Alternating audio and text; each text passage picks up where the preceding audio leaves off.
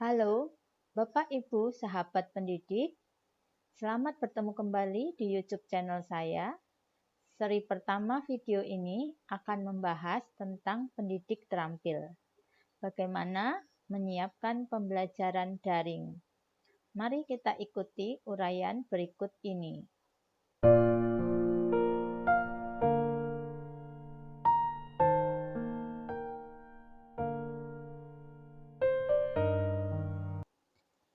Bapak Ibu sahabat pendidik, pada video kali ini saya akan menjelaskan tentang apa saja yang perlu kita persiapkan untuk melaksanakan pembelajaran daring. Topik ini saya pilih karena masih relevan dengan situasi dan kondisi yang ada saat ini. COVID-19 telah banyak merubah tatanan di berbagai sektor kehidupan, tidak terkecuali di sektor pendidikan. Kita sebagai pendidik, baik itu dosen maupun guru, seolah-olah dipaksa untuk merubah proses pembelajaran kita yang sebelumnya bisa kita lakukan dengan tatap muka, maka dalam masa COVID ini kita melaksanakannya secara daring atau online. Tentu saja ini tidak mudah, perlu pemahaman dan persiapan. Namun kita sudah melaluinya dalam 3 bulan terakhir ini. Yang mungkin perlu kita lakukan ke depan adalah bagaimana kita meningkatkan kemampuan kita di dalam melaksanakan proses pembelajaran daring itu. Bapak Ibu sahabat pendidik, kita tahu bahwa COVID-19 ini menimbulkan berbagai perubahan, ya, transformasi pendidikan itu seolah-olah dipercepat. Namun demikian, dari bencana atau musibah yang kita hadapi ini sebenarnya ada beberapa hal yang itu dapat kita ambil sebagai manfaat. Di dalam slide saya ini ada beberapa aspek yang menyangkut hal-hal positif yang bisa kita ambil gitu. Dan ini sebetulnya adalah salah satu hal yang harus kita ketahui ketika kita nanti akan melaksanakan pembelajaran daring maupun yang blended misalnya. Aspek pertama adalah dengan adanya COVID ini kita belajar bahwa proses pendidikan kita itu adalah proses pendidikan tanpa batas. Kita tidak lagi membatasi proses pembelajaran itu di dalam ruang fisik, tetapi proses pembelajaran itu bisa dilaksanakan di dalam ruang-ruang virtual. Nah, dalam kaitan ini maka kita sebagai pendidik harus bisa memiliki atau meningkatkan kemampuan kita di dalam aspek jejaring misalnya. Kemudian kita juga harus bisa memanfaatkan, menggunakan sumber-sumber belajar global. Juga kita harus bisa meningkatkan kemampuan kita untuk berkolaborasi dengan pihak-pihak luar secara meluas.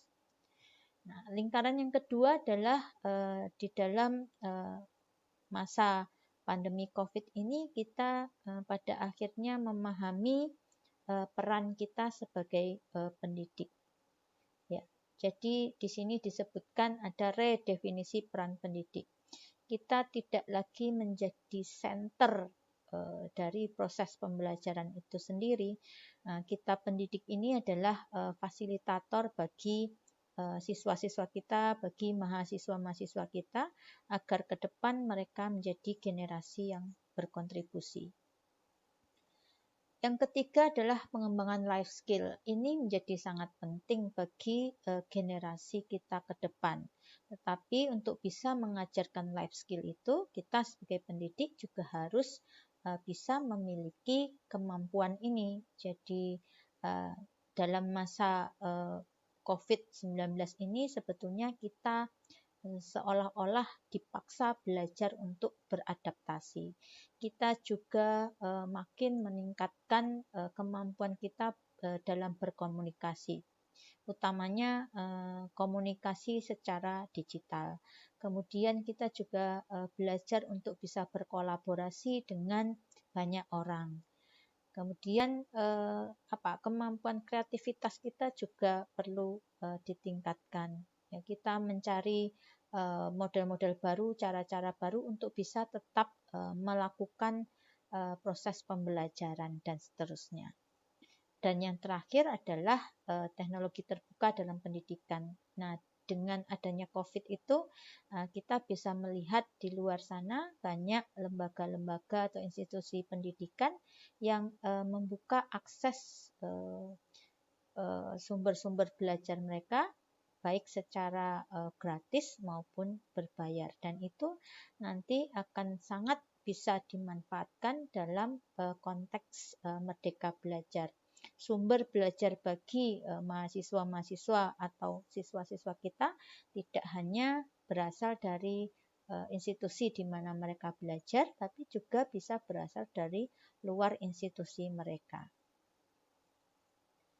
Nah, yang kedua adalah bagaimana kita menyiapkan agar bisa menyiapkan pembelajaran daring itu adalah pengetahuan kita terhadap teaching and learning di abad 21. Jadi COVID ini memang seolah-olah mempercepat proses transformasi pembelajaran itu ya. Jadi di dalam pembelajaran abad 21 ini arahnya adalah bagaimana kita bisa mengembangkan pembelajaran itu agar generasi yang akan datang itu memiliki kemampuan abad 21. Apa itu kemampuan abad 21? Bapak Ibu juga sudah mengetahui di sisi sebelah kanan ini ada beberapa yang harus bisa menjadi modal anak-anak didik kita di masa yang akan datang. Mereka harus bisa belajar secara independen. Jadi di masa COVID ini sebetulnya kita dilatih ya bagaimana memotivasi mahasiswa atau siswa-siswa kita itu untuk bisa belajar secara mandiri ya.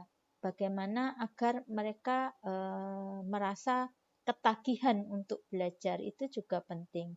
Kemudian nanti kita juga harus bisa mengembangkan critical thinking di dalam proses pembelajaran kita, juga kolaborasi dan seterusnya. Nah, untuk bisa mencapai ini, maka sebagai pendidik, setidaknya kita juga harus mengembangkan diri kita dengan beberapa kemampuan. Karena ke depan itu pembelajarannya tentu saja tidak akan lepas dari pembelajaran berbasis IT, maka skill komunikasi digital seorang pendidik atau guru dan dosen itu juga perlu ditingkatkan. Mereka harus punya pengetahuan atau mampu menguasai teknologi dan menggunakannya. Mereka harus mudah beradaptasi dengan teknologi yang ada. Di samping itu, mereka juga harus bisa menggunakan teknologi untuk berkolaborasi. Kemudian yang kedua adalah paradigma pedagogik student-centered learning. Dalam hal ini, seorang pendidik itu harus berorientasi kepada peserta didiknya. Yang ketiga adalah mampu menjadi penggerak. Apa yang dimaksud dengan mampu menjadi penggerak? Seorang pendidik itu harus bisa menjadi contoh bagi rekan-rekan sejawat pendidik lainnya. Ya, kalau dia memiliki kemampuan mengajar yang baik, maka dia bisa menjadi contoh bagi teman-teman pendidik lainnya. Dan juga diharapkan mau membagikan kemampuannya itu kepada teman-teman pendidik yang lain. Yang terakhir adalah bagaimana seorang pendidik harus bisa menanamkan nilai atau karakter di dalam proses pembelajaran ini, karena nilai karakter ini akan menjadi soft skill bagi peserta didik kita. Lalu bagaimana proses pendidikan itu dilakukan? Maka kita bisa memanfaatkan kerangka kerja atau kita kenal dengan TPEC framework. Apa itu TPEC framework? Sebetulnya ini adalah kerangka kerja di mana di dalamnya itu ada aspek-aspek konten. Konten adalah apa yang akan kita deliverkan atau apa yang akan kita ajarkan kepada peserta didik. Kemudian ada aspek pedagogi, di mana aspek pedagogi ini berfokus pada bagaimana cara kita menyampaikan konten pembelajaran itu, ya, agar nanti pembelajaran yang kita sampaikan itu menjadi pembelajaran yang berkualitas. Kemudian yang ketiga adalah aspek teknologi. Nah, di sini bagaimana seorang pendidik itu nanti mampu menggunakan, memanfaatkan teknologi di dalam mendukung proses pembelajaran, sehingga proses pembelajaran itu menjadi proses yang bisa memotivasi peserta didik kita untuk bisa belajar dengan baik. Nah, yang ketiga adalah bagaimana kita sebagai seorang pendidik bisa mendesain pembelajaran kita. Jadi di sini nanti untuk mendesain sebuah pembelajaran kita akan mengenal model pembelajaran. Nah, secara umum kita tahu ada beberapa, ada 3 di sini model pembelajaran yang bisa kita terapkan. Yang pertama adalah pembelajaran luring atau tatap muka. Ini adalah model pembelajaran tradisional yang biasa kita gunakan. Kemudian adalah pembelajaran daring atau online. Ini juga sebenarnya sebagian dari kita juga sudah menerapkan pembelajaran daring ini. Namun pada masa pandemi COVID kemarin, kita semua dipaksa, ya, dalam tanda petik, untuk menggunakan pembelajaran daring di dalam proses pembelajaran. Kemudian yang ketiga adalah pembelajaran campuran. Jadi kita menggabungkan antara tatap muka, proses pembelajaran tatap muka dengan pembelajaran secara daring. Atau juga bisa dikatakan di dalam blended learning ini kita menggabungkan kemampuan-kemampuan yang dimiliki oleh manusia atau pendidik, ya, dengan kemampuan-kemampuan yang ada di dalam teknologi untuk bisa mengembangkan sebuah pembelajaran yang efektif. Nah, di dalam desain pembelajaran ini saya menggambarkan bahwa ada 3 aspek yang akan mendasari desain pembelajaran kita. Nah, gambar ini sebetulnya juga merupakan implementasi dari framework TIPEC yang saya jelaskan sebelumnya. Nah, di sini basis utamanya adalah pembelajaran berbasis TIK. Nah, di mana pembelajaran berbasis TIK ini nanti akan didukung oleh 3 komponen. Yang pertama adalah sebenarnya konten atau repository, ya, saya menyebutnya sebagai digital library. Kemudian ada aspek pedagoginya dan ada aspek teknologi. Nah, bagaimana kita menyiapkan sebuah pembelajaran daring misalnya? Dari sisi konten, sebagai seorang pendidik, kita nanti harus bisa meningkatkan kemampuan kita untuk mengembangkan konten-konten pembelajaran yang efektif. Ya, konten pembelajaran itu atau modul pembelajaran itu bisa dalam bentuk dokumen atau video, ya, digital, kemudian juga bahkan dokumen untuk penilaian. Nah, kita juga harus bisa merancang nanti bentuk komunikasi yang bisa kita gunakan di dalam proses pembelajarannya, dan kalau memang diperlukan bentuk kolaborasi, maka kita juga bisa merancang apakah kita akan membentuk kolaborasi dalam bentuk grup atau one-to-one mentoring. Nah, modul pembelajaran yang sudah dikembangkan dengan baik ini tentu harus didukung dengan kemampuan pedagogik seorang pendidik. Nah, kemampuan ini mencakup misalnya memilih model pembelajaran yang sesuai untuk konten yang akan dikembangkan. Nah, di sini modelnya bisa dipilih apakah blended atau daring atau luring gitu, ya. Nah, ke depan mungkin model pembelajaran tatap muka yang sifatnya menyeluruh ini agak berkurang karena pembelajaran daring menjadi sebuah model yang menjadi model yang biasa ke depan itu, ya, atau juga blended learning. Nah, kemudian dari model yang ada, kita tentu juga harus menentukan strategi pembelajarannya. Kita bisa memilih salah satu strategi yang ada. Apakah menggunakan flipped classroom, authentic learning,